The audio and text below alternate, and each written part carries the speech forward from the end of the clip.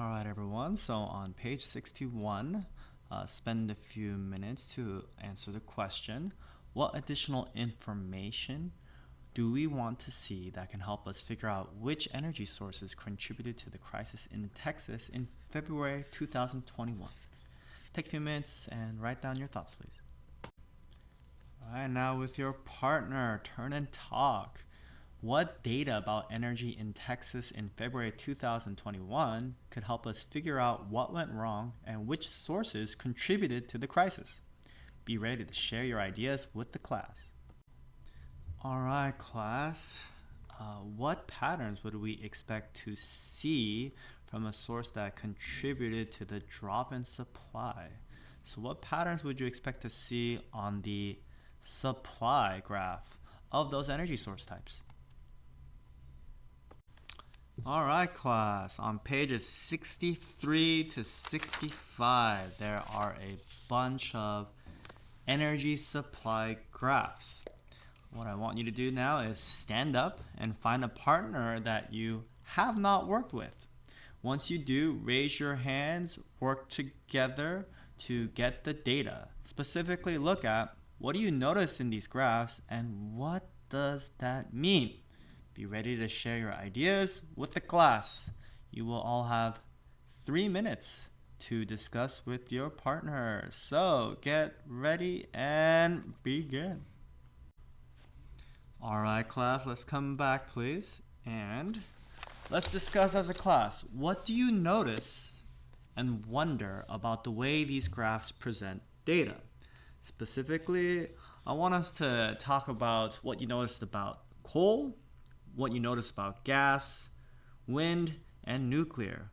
What happened to these energy types during February of 2020, and then what happened during February of 2021? Let's hear out your thoughts, please. And just to make sure everyone read this stacked graph correctly, I want to do a quick in and out stacked analogy example. So, in this picture here on the left, we have a glorious cheeseburger with just one patty, lettuce, some tomato, cheese, and some onions. And then on the next side, on the right, we have a glorious double cheeseburger. So, clearly you can see that in this stack with the double cheeseburger, there are 2 patties, whereas there's only one sad patty on the cheeseburger. So in terms of the right one on the double cheeseburger, since there is more beef and there's effectively double beef, you would expect that there would be double the size in terms of what is being shown. So if you look at this stacked graph here, guys, at this point in time, you'll notice that they are all stacked on top of each other. So you see this light brown, that means that there is a lot of light brown. But then in terms of the green, there's like not so much of the green here. And then the yellow is basically non-existent. You can't see it. You got some dark brown that's going up and down a little bit. And then this red one is consistent all the way through. So once again, stacked simply means that they are layered on top of each other. And how much of that graph you see is how much of the graph for that particular value that you actually have. All right, everyone. Now what we want you to do is, with a new partner, stand up and find a partner that you have not worked with today. Make a T-chart in your notebook like the one on the left. Record patterns you notice for each month.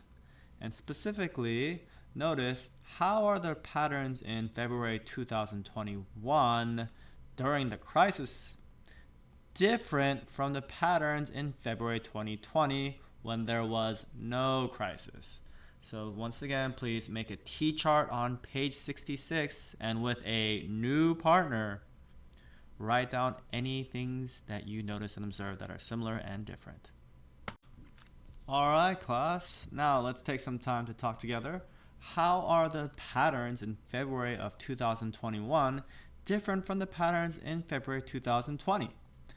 And secondly, how does this help us understand how each energy source may have contributed to the crisis? Let's hear your thoughts, please. All right, now that we've spent time analyzing the graphs, talking with new partners, and also talking with another set of partners and with the class, let's get back with your original groups. And based on our analysis of these charts, how would you change the way you range your cards? Be ready to justify your changes. And in order to do this, we are going to go to page 67 and use what is called a decisions matrix. So on the left-hand side will be your energy sources, which are listed as nuclear, natural gas, wind. We also have coal, solar, and hydroelectric. And on the right side, right here in these columns, we are going to write down what is called your criterion. So essentially, these are your requirements. These are what you're looking for. These are items that you specifically want to see and assess whether they have it or not. So be aware you can rank them with a number system, such as going 1 through 10, or if you want to do 1 through 5, that's fine. You could also do a star system where it's a certain number of stars. More stars means better, again, less stars means worse. And then you will have to tally up all of these stars or numbers to get the final score to then determine which energy source was the most reliable. So one criterion you guys can use is high reliability, so whether or not the energy source was reliable. You can also think about things such as energy capacity or the energy power, how much it can produce, whether it produced during the crisis or not during the crisis, and etc., etc.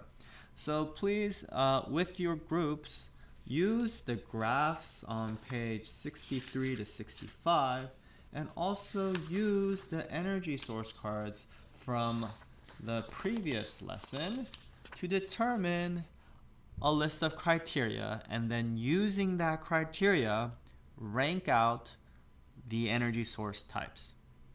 And please have at least a minimum of 4 criteria that you are using to assess whether or not these energy source types are reliable.